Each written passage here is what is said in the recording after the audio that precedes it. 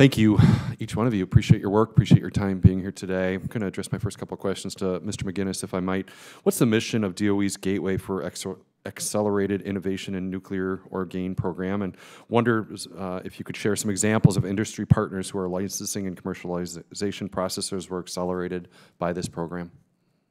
Thank you very much. The purpose of GAIN is to essentially support a very streamlined, efficient access to our nation's, the Department of Energy's world-class nuclear-related facilities, whether it's Idaho National Lab or among the other 17 total labs in the complex. And we've listened in as carefully as possible from industry with feedback. And one thing we've heard was they need unfettered, efficient access to these facilities to be able to prove out, test out their innovative concepts.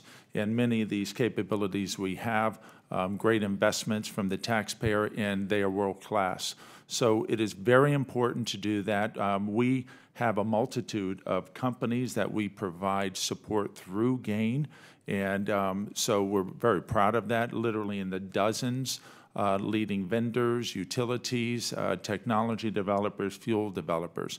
It's a very successful program, and we look forward to continuing to support that program. That's great, thanks. Also, Mr. McGinnis, we understand that there are some delays in DOE's site permitting process for privately funded reactors. What's the status of DOE's site use permit process for privately funded reactors, and what are some of the reasons for the delays? I'm not sure of the specific references you're making, but I can say from the Idaho National Lab, for which my office is responsible for stewardship-wise, we're very proud that Idaho has served essentially for the venue for 52 different first-of-a-kind reactors built in its history, and we have at least 3 agreements, site use agreements right now with U.S.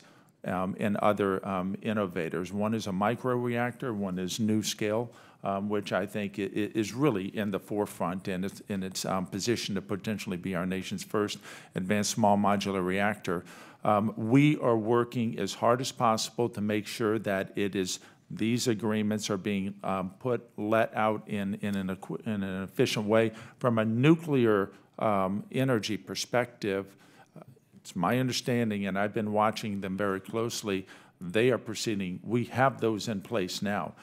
When we get applications through our Idaho Operations Office, we prioritize that. We get it. We are in an extremely challenging time, and time is not our friend. So we are going to continue to get the feedback to make it as efficient as possible and improve that process to make it as user-friendly as possible. Good, thank you. Mr. Bowers, in X-Energy's partnership with the Department of Energy National Laboratories, how is the intellectual property associated with your nuclear designs and concepts managed? And is there anything about this process that you believe could be improved?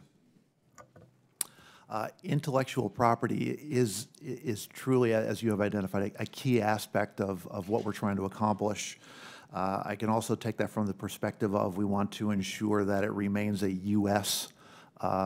Capability and protect that from an IT security perspective. Mm-hmm. The work that we are performing at Oak Ridge National Lab today, as I alluded to earlier, it really enables us to take our reactor and make it a thoroughbred in comparison to some of our competitors internationally. So it is very important for us to retain that and protect that. As a small business, the DOE does allow us to apply for a patent waiver, and so we are able to claim patents associated with the work that we are performing both at the national labs and under contract with the DOE, and therefore we have ownership of that and can proceed forward with that.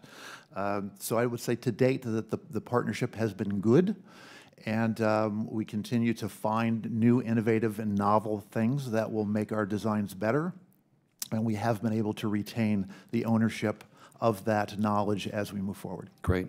Quickly, Dr. Wagner, just a quick question for you. What is INL doing to support the management and archiving of legacy reactor test data?